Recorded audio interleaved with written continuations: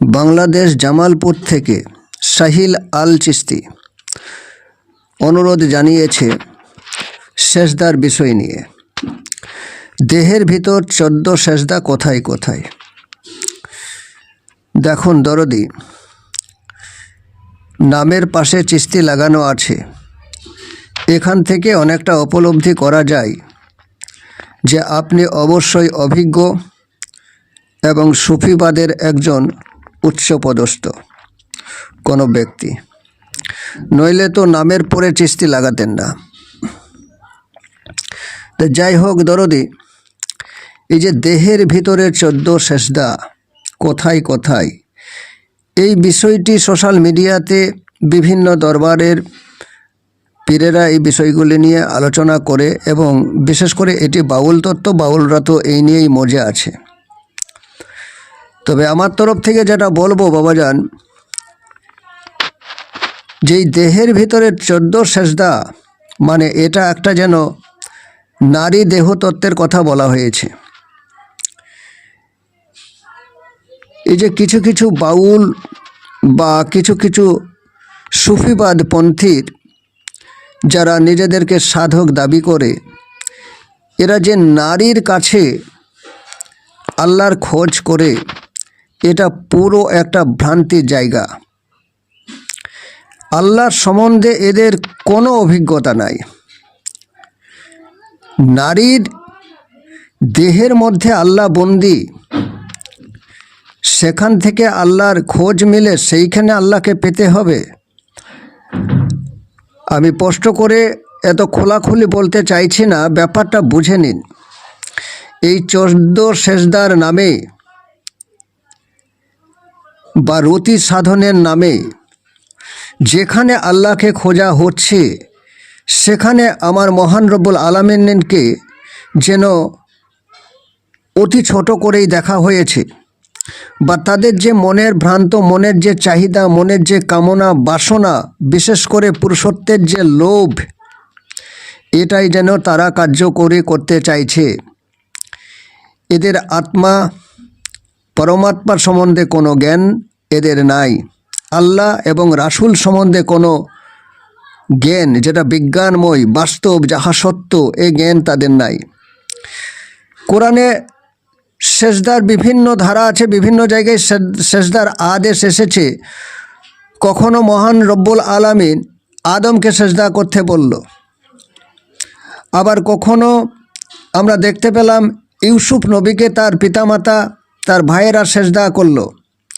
আবার কখনো আল্লাহ বলল পশু পাখি, কীটপতঙ্গ, চন্দ্র সূর্য তারা সেজদায় রত। কখনো আল্লাহ নিজের সেজদার সঙ্গে কারো শরিক আনতে নিষেধ করল। এই যে বিভিন্ন জায়গায় এভাবে সেজদাগুলা এসেছে, তা নারীর দেহের মধ্যে, দেহের অভ্যন্তরের মধ্যে বা দেহের কোথায় কোথায় এই 14 সেজদা আছে, এর খোঁজ কেন? আসলে সেজদা বিষয়টা তো বুঝতে হবে, সেজদা কি।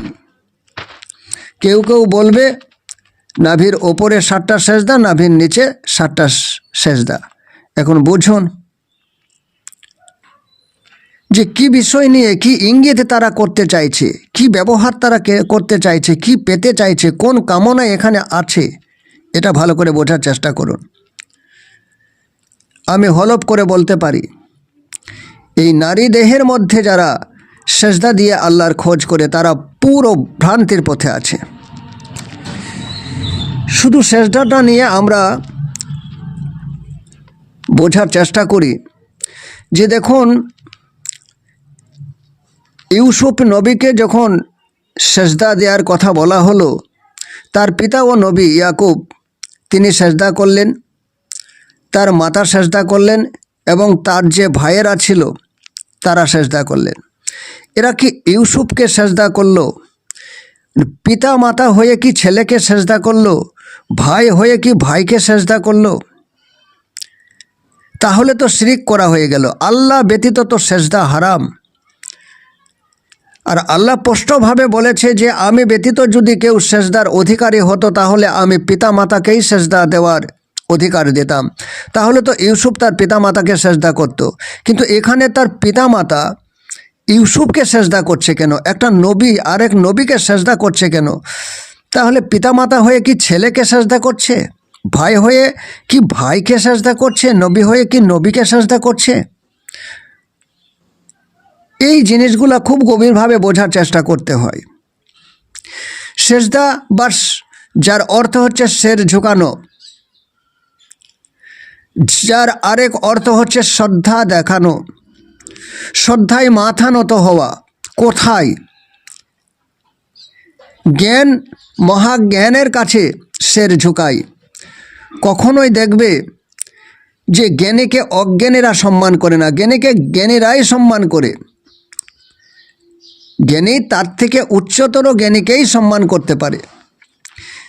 তা এখানে ইউসুফের যে বডিটা দেখছেন, যে দেহটা দেখছেন, এই দেহকে সেজদা নয়। ইউসুফের এই দেহ একটা কাবা। ইউসুফের মধ্যে যে অন্তরতম প্রজ্ঞা, মহান রব্বুল আলামিন এর এক নিরাকার সত্তা, তিনি বিরাজিত, তিনি জাগরিত। ওই বিরাজিত জাগরিত এক নিরাকার সত্তাকে ইয়াকুব এবং তার স্ত্রী অর্থাৎ ইউসুফের পিতামাতা দেখে নিয়েছিল, তার 11 ভাই দেখে নিয়েছিল। ওই নিরাকার সত্তা যিনি রব্বুল আলামিন, তার মধ্যে প্রস্ফুটিত হয়েছে, তার মধ্যে প্রকাশিত হয়েছে। সেই নিরাকার নিরঞ্জন এক আল্লাহময় সত্তার কথাই বলছি, তাকেই সেজদা করেছে। আমরা 5 ওয়াক্ত নামাজ পড়ার সময় কাবাকে সামনে রাখি।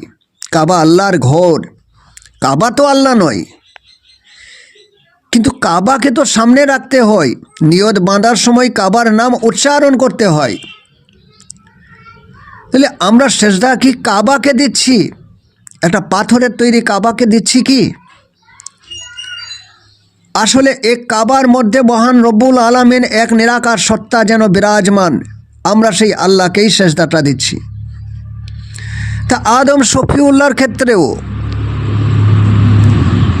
যখন আল্লাহ নিজে আদেশ করলো যে আমি যখন সেজদা করতে বলবো তখন তোমরা সকলে সেজদায় লুটিয়ে পড়বে, তা আল্লাহ যখন আদমের মধ্যে রূহ ফুৎকার করে দিলেন এবং সকলকে সেজদা করতে বললেন, তা সকলে সেজদায় লুটিয়ে পড়ল, ইবলিস ছাড়া।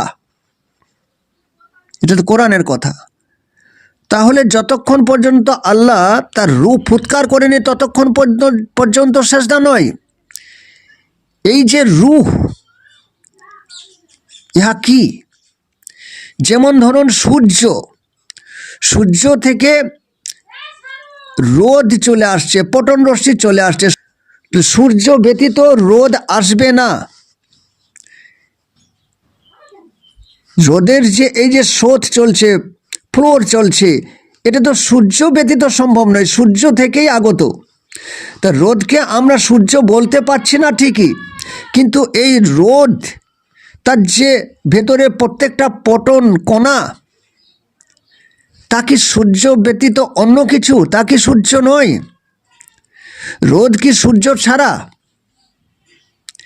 তা আল্লাহ যে রূহ ফুৎকার করলো, তাই সেই পরমাত্মা পরম সত্তা থেকে যে চৈতন্য, যে চেতন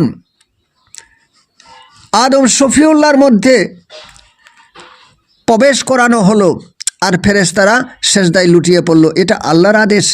যে সেজদা করলো না আল্লাহর ওই চৈতন্যকে, আল্লাহর ওই রূহকে, সে তো ইবলিস হয়ে গেল, সে তো আল্লাহর অমান্যকারী হয়ে গেল। সেজদা তো এক রব্বুল আলামিন ব্যতীত আর কাহারও জন্য নয়।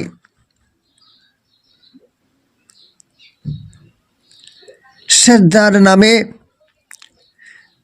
নারী দেহের নানান জায়গায় স্পর্শ করা, নানান জায়গায় চুম্বন করা, এ নিয়ে একটা শ্রেণী মাতোয়ারা।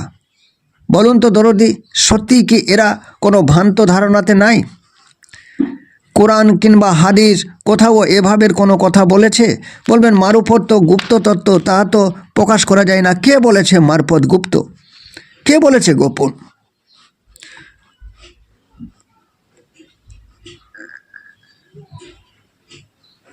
আমার নবীজি মারফত এলেম শিক্ষা তিনি দেননি। যদি তা তিনি না দিলেন, তার গভীর দর্শন, কোরআনের গভীর ব্যাখ্যা, গভীরতম নির্যাস যদি না দিলেন, তাহলে তা এখনো পর্যন্ত আসছে কিভাবে? আমি তো এপিসোডের বিভিন্ন জায়গায় কোরআন দর্শন নিয়ে আলোচনা করেছি, শুনলেই তো বুঝতে পারবেন কোরআনের কতটা গভীরতায় আমি প্রবেশ করে তার নির্যাস সেখান থেকে বার করে আনি। যখন বলা হলো পশু পাখি কীট পতঙ্গ চন্দ্র গ্রহ তারা সকলেই আল্লাহ সেজদায় রত আছে, এই সেজদা কি? আপনি কখনো দেখেছেন চাঁদকে সেজদা করতে, গাছকে সেজদা করতে, পশু পাখিকে সেজদা করতে, মানুষের মতো মাটিতে কপাল ঠেকাতে কখনো দেখেছেন? উঠবস করতে দেখেছেন? তারপরেও তারা সেজদায় রত, এটা আল্লাহ নিজেই স্বীকারোক্তি দিচ্ছে। অর্থাৎ আল্লাহ যে উদ্দেশ্য নিয়ে এদেরকে ফিট করেছেন, এদেরকে সৃষ্টি করেছেন, সেই উদ্দেশ্য ব্যতীত এদের আর অন্য কিচ্ছু করার ক্ষমতা নাই। সেই উদ্দেশ্য হাসিলেই এরা নিজের সারাটা জিন্দেগি সেখানে দিয়ে রেখেছে। যাকে যেমন আদেশ করা হয়েছে সেই আদেশের মধ্যে দিয়েই তারা ঘূর্ণমান এবং কার্যরত, মানুষ ব্যতীত। তাহলে জিন এবং ইনসানকে আল্লাহ তার এবাদত ব্যতীত অন্য কোনো কারণে সৃষ্টি করেনি, কিন্তু জিন আর মানুষ তার এবাদতে মশগুল আছে, নাকি দুনিয়াদারির মোহে আসক্ত তারা, নাকি দুনিয়াদারির দাসত্বে ব্যস্ত তারা? তারা কখনো খোঁজ নিয়ে দেখছে যে আমরা কিভাবে মোহগ্রস্ত হয়ে পড়েছি, কিভাবে দুনিয়ার নেশাগ্রস্ত হয়ে পড়েছি, আরও চাই আরও চাই, কিভাবে আমরা নারী লোভী হয়ে উঠেছি। এক নারী আমাদের যে মনের আশা তা পূর্ণ হয় না, আমরা বেশি বেশি নারী দেখতে চাই। সেখান থেকে এসেছে, সেই লোভ থেকে জন্মিয়েছে এই সেজদা, যেটা নারী দেহে খোঁজ করছে যে ওখানেই আল্লাহ আছে। এটা ভুল তত্ত্ব, ভুলভাবে বুঝিয়ে তাদেরকে ব্যবহার করা হয়। যাই হোক দরদি, যদি কোথাও আপনার কোনো ঘাটতি থাকে কোরআনের গভীরতা বুঝতে, সুফিবাদের যে মূল দর্শন তা বুঝতে, তাহলে অবশ্যই আবারও কোনো চেতন গুরুর সান্নিধ্যে গিয়ে তার সংস্পর্শে থেকে কোরআনের গভীরতাকে বুঝুন, মারফতের গভীরতাকে বুঝুন, আল্লাহ কি বুঝুন, রাসূল কি বুঝুন, আপনি কে বুঝুন, নফস কি, রূহ কি, এগুলো ভালো করে স্পষ্ট করে বুঝে নিন। আপনার পরিচয় কি? সত্যিই কি আপনি জন্ম নিয়েছেন? যদি জন্ম নিয়েই থাকেন, এই জন্মের আগে আপনি কোথায় ছিলেন, কিভাবে ছিলেন, এখন কি হালে আছেন, কিভাবে আছেন, এরপর কোথায় যাবেন, এর সমস্ত কিছু এখনই জানা সম্ভব, এখনই জানা সম্ভব। মৌলানা জালালউদ্দিন রুমি যত কিছু দর্শন আমাদেরকে দিয়ে গিয়েছেন, শামসের তাবরিজ যত কিছু দর্শন আমাদেরকে দিয়ে গিয়েছেন, মানুষের জীবন পাল্টে দেওয়ার মতো দর্শন দিয়ে গিয়েছে, বা মহাপুরুষেরা, মহাসাধকেরা, কোথাও তাদের কাছে এই 14 সেজদা, এই নারী তত্ত্ব, এই নারীর দেহের ব্যবহার, তার মধ্যে আল্লাহকে পাওয়া যায়, এই সমস্ত কথা বলেছে।